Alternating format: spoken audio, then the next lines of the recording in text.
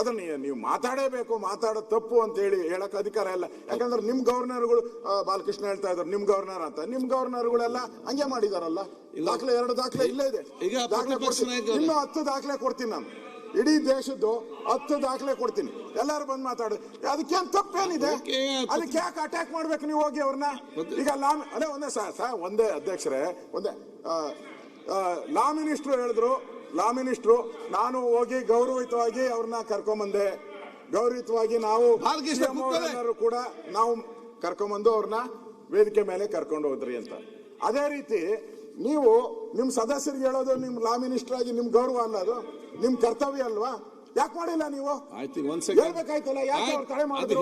ಮತ್ತೆ ಒಂದ್ ಸೆಕೆಂಡ್, ಸರ್ಕಾರ ತಪ್ಪಾನೆ, ಅದು ಅದನ್ನ ನಾವು ಪ್ರಶ್ನೆ ಮಾಡ್ತಾ ಇರೋದು. ಸರ್ಕಾರ ತಪ್ಪಾಗಿದೆ, ಅದಕ್ಕೋಸ್ಕರ ಅವ್ರಿಗೆ ಶಿಕ್ಷೆ ಆಗ್ಬೇಕು ಅಂತಾನೆ ನಾವು ಹೇಳ್ತಾ ಇರೋದು. ನೋಡಿ, ಆ ಶಿಕ್ಷೆ ಆಗ್ಬೇಕು. ಒಂದ್ ಸೆಕೆಂಡ್, ಈಗ ಮುಗಿಸಿ, ಈಗ ಅಲ್ಲ ನಿಲ್ಲಿ, ಮತ್ತೆ ಇವತ್ತೆಲ್ಲ ನಾಡ್ದು ಕಂಪ್ಲೀಟ್ ಆಗಿಲ್ಲ. ಮಾನ್ಯ ಸುರೇಶ್ ಕುಮಾರ್ ಅವರು ಕೆಲವು ವಿವರಣೆಯನ್ನು ಕೊಡೋದಕ್ಕೆ ಪ್ರಯತ್ನ ಮಾಡಿದರು. ಅವ್ರದ್ದು ಕೇಸ್ ಇಷ್ಟು ವೀಕ್ ಇತ್ತಲ್ಲ, ಅವರ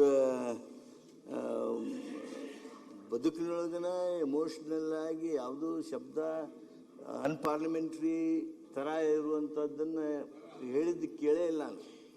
ಆದರೆ ಅವರಿಂದ ಬಂದುಬಿಡ್ತದೆ. ಅಷ್ಟು ಅಪ್ಸೆಟ್ ಇದ್ರು ಅವರು. ಟು ಡಿಫೆಂಡ್, ಕೇಳಿ ಸರ್ ಕೇಳಿ, to defend the bad case.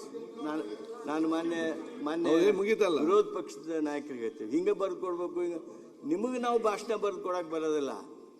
ಆದರೆ ನಾವು 176(1) ಕೆಳಗೆ, ಯಾವಾಗ 175 ಕೆಳಗೆ ಈ ಹೌಸ್ ಕರೆದಿರ್ತಾರ, ಅವಾಗ ನಾವು ಬರೆದು ಕೊಡೋ ಅಧಿಕಾರವನ್ನು ನಮ್ಮ ಸಂವಿಧಾನ ಕೊಟ್ಟಿದೆ. ಅದಕ್ಕಾಗಿನೇ ಹೇಳ್ತೀನಿ, one second. This address is mandatory. It is mandatory in nature. The address is constitutionally mandatory. Shall address. You can refer Kaul and Shakda. But courts have held that partial non-compliance, example, reading only parts or laying the text on the table, may amount to irregularity